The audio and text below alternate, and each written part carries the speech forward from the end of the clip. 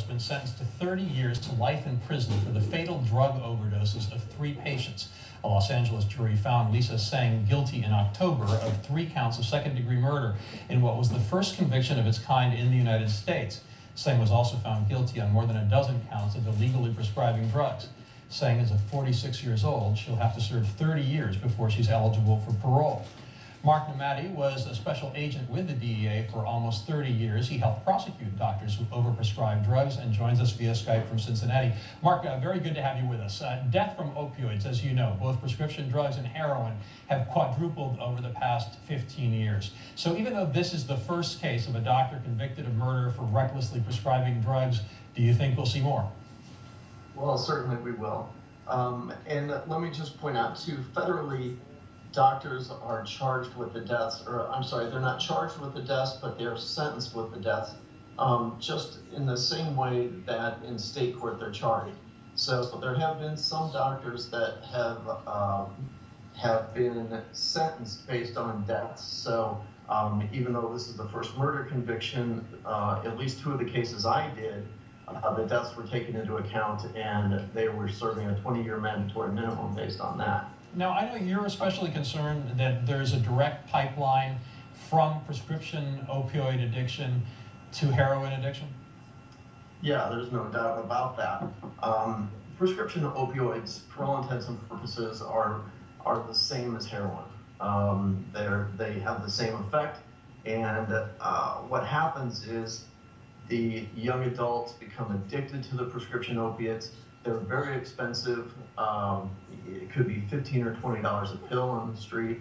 And at some point, when they can't afford the prescription drugs anymore, they switch to heroin. And heroin can be $10 a bag that you might get 4 doses from. So it's just much cheaper. It's a logical progression from the opiate abuse to heroin abuse. And you found that doctors who run pill mills can devastate their communities? Well, yeah, certainly. It seems like one doctor can take one community and completely turn it around. You'll see the patients or the kids will end up getting their prescription, and they'll maybe take half and sell half. So for each kid that's addicted to drugs, he in turn is bringing in other kids that subsequently become addicted as a result.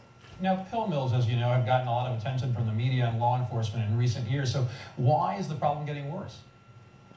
Well, I think it's just the money that's involved. It's the availability. I think... Because doctors can make a fortune by doing this, right? Oh, well, no doubt about it. I think it's gotten worse from the medical standpoint because the money involved.